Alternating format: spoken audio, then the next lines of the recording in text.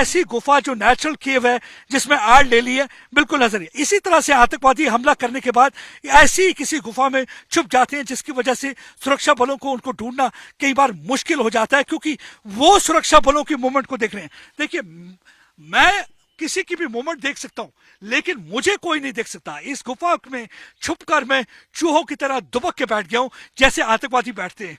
तो ये देखिए, वो मोमेंट पे नजर रखते हैं, जैसे कभी सुरक्षाकर्मी आते हैं तो वो उन पर हमला करने की कोशिश करते हैं।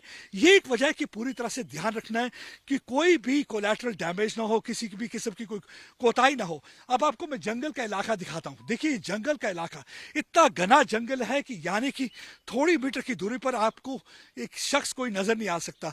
आतंकवादी इन्हीं जंगलों में छुप जाते हैं। हमने देखा है कि पिछले एक साल में 3 एम्बुश लगाया, घात लगाकर हमला किया है। एक उन्होंने किया था पुंछ के इलाके में, जिसमें 5 बहादुर जवान शहीद हो गए थे। उसके बाद बफल्यास का डेरा की गली का इलाका है, उस बार भी उन्होंने एक फौज की गाड़ी पर हमला किया था जो कि एक ऑपरेशन में जा रही थी, उसमें भी 5 जवान शहीद हो गए थे।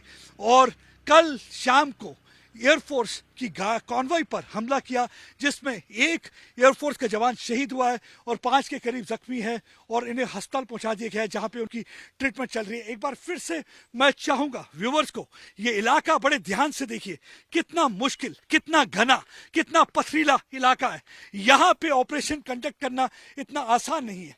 यहाँ पे चढ़ना, और जब आपको जाना है, आतंकवादी को ढूंढना है और पूरे इलाके को खंगालना है। इस समय पूरे इलाके को खंगालने की कोशिश की जा रही है, पूरी तरीके से घेराबंदी की जा रही है, ताकि जल्दी से जल्दी जो आतंकवादी चूहे की तरह ऐसी किसी गुफा में छुपे हैं, उनको वहां से निकाला जाए और शमशान पहुंचाया जाए।